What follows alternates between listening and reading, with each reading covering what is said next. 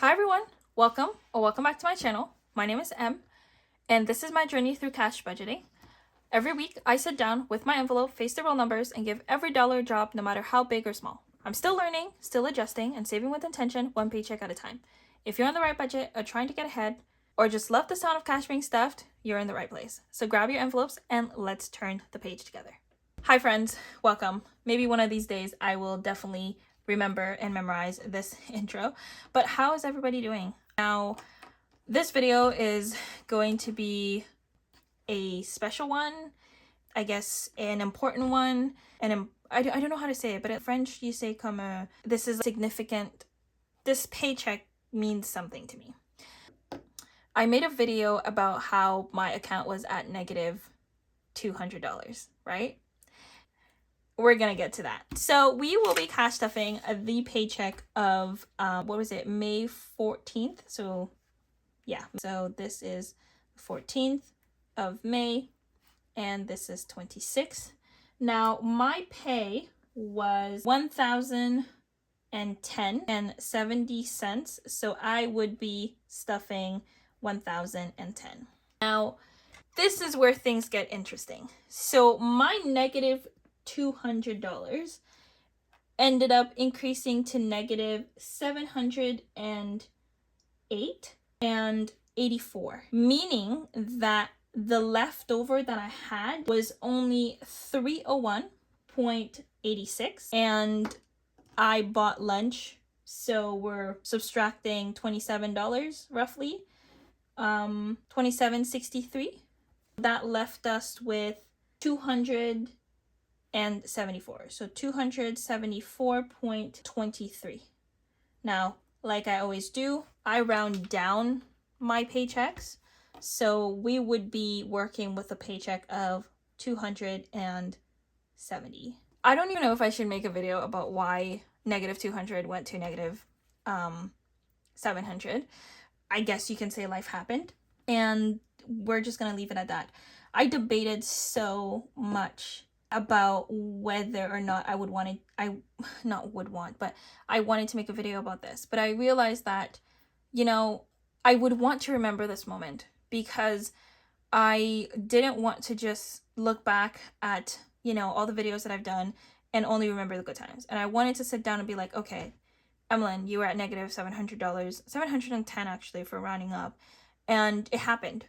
And I think what I'm trying to tell myself is, how do we make sure that it doesn't happen again? To be honest, I don't have the answer to that. I don't know. Clearly, my $1,000 was not much to cash stuff my paycheck. The $270 is not really gonna do me much.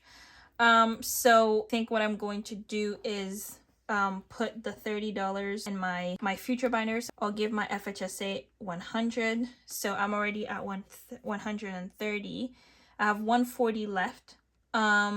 Maybe put some money in my other categories. So let me see.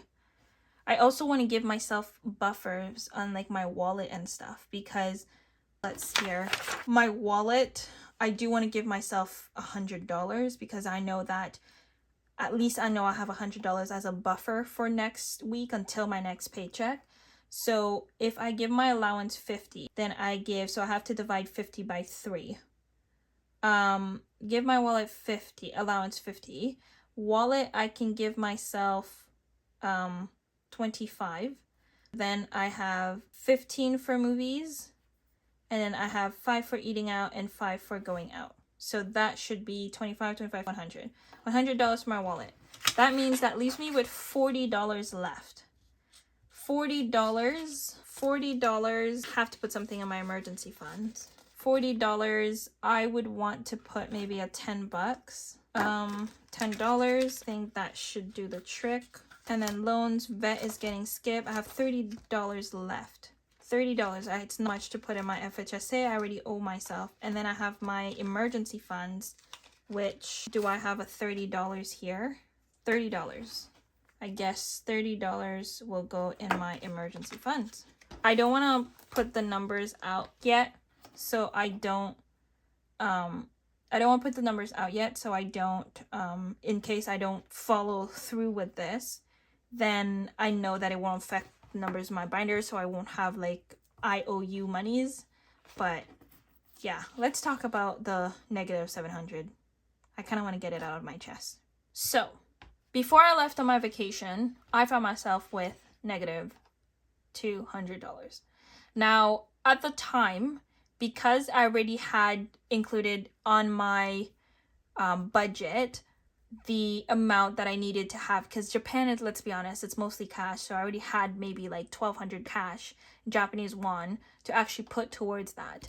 I was okay for my entire trip because my allowance in pocket money was added into my trip total.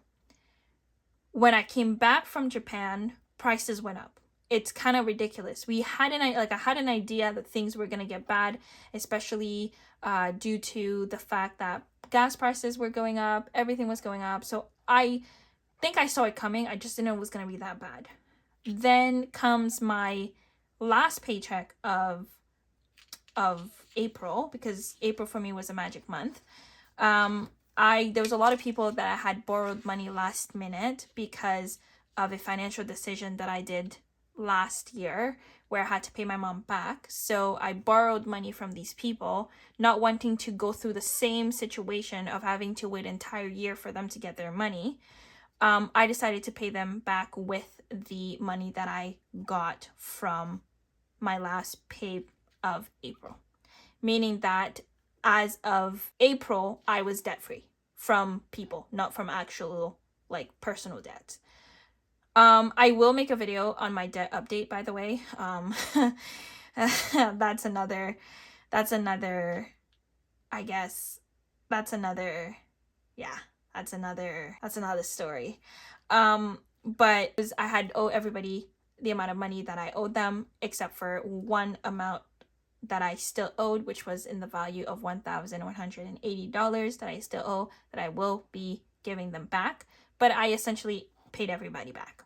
But because my last pay in April was April 30th, and I get paid bi-weekly, that means I wouldn't get my first pay for May until the 14th.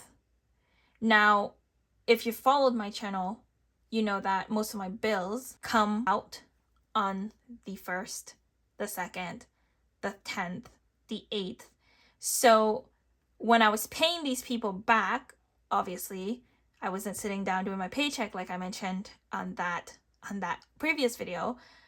I forgot like I had bills to pay. It's almost as if like I went on vacation and I forgot like, you know, my reality. Like this was life. I have bills to pay and I have things that has deadlines.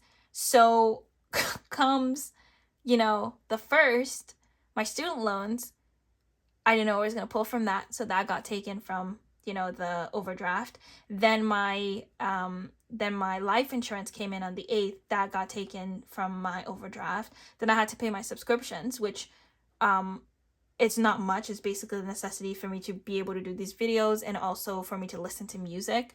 That got taken from my overdraft. Now, on top of the $200 that I already had, plus everything that I owed, ended up being that amount. Now, like even my mom was saying, like, Emmeline, you had like cash at home. You could have used the cash. Yes, I could have used the cash. The reason why I didn't use it is because I knew that my next paycheck was going to put me at some even. I'm just grateful that I didn't fully use the $900 and then find myself without anything. So I'm gonna take that as a positive, but it still didn't help the fact that, you know, I got a paycheck which should have paid for everything, but because I was in the negative, it brought me to $270. So I guess what I'm trying to say is that it has been rough financially out there, guys. And my heart goes to people that are doing this on their own, people that are, you know, struggling and trying to build some kind of wealth out of this, I guess, situation, the reality that most people are currently living. It's very, very hard. Right now, I'm breaking even. You know, I'm no longer in the negative. I hope to stay that way. In fact, the money that I do have in my account, I will be pulling off my account so that I can make sure that I'm not in the negatives and that I can pay the things that I need to pay. I will do a debt payment because I think this entire situation has opened my eyes to how much I'm owing in debt, my entire debt situation. And I think it's going to be a fun journey to see how eventually I'm going to be tackling this, because I have my school debt, I also have my credit card debts, and I have other personal debts where, for when it comes to like family, like I owe my dad money, and I owe my aunt money. They're not much. They're things that I can definitely handle by the end of this year, but it's still money that I owe people, and I'm tired. I think what I mentioned in the other video, what happened, not cash stuffing, not budgeting, was something that I wasn't anticipating, but it needed to happen because ideally this was my wake-up call. And I'm awake and I am trying to get out of this routine. It's hard. It's very hard, especially when you just keep seeing the negative. You just keep seeing the red. Like, I'm at a point right now where I feel like my paycheck for even next month is already out, just by, you know, things that I didn't pay at the beginning of the month that I need to pay, and then kind of retrack all the negatives and trying to put myself at a zero. I know I'm gonna get out of this. I trust. I've been doing this for way too long to know, but it's these moments that I find myself in that I'm like, okay, there's a reason why I create these routines, and there's a reason why I go back and I do this. Now, I didn't want to do this budget with me, not because like I didn't want to share the experience. It's honestly, I was just embarrassed. I was just like, how did I let it go to negative 800? And honestly, I was so desperate to pay my bills that I wasn't keeping track of how much I was at until I'm thinking like, okay, maybe it was just $300, or it just increased to $2 more $100. $400, not that bad. When I went onto my account, what was it, on the 14th that I got this paycheck, and I only saw like 301. I was like, wow, the wake-up call was real. Anyways, as you can see, my sheets for budgeting with me has changed. It's not gonna stay like this. I'm kind of working out a template at this time. This is too small for my liking, but I like the clarity. I can see everything, and I also like that it's double-sided. Goal with this is that at the end of the month, I can basically go back and see how much I budgeted in each category, in each binder, so then I can have an idea exactly how much is going to which kind of gives me another tracking system for my budgeting.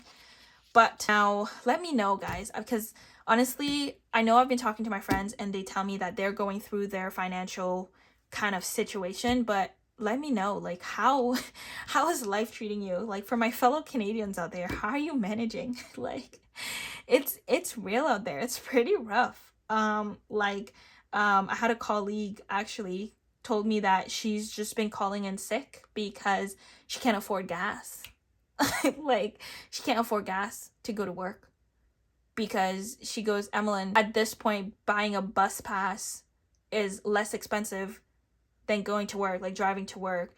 But she goes, am I really willing to sacrifice 2 hours before my shift and 2 hours after my shift in order to commute to my house that takes 35-minute drive?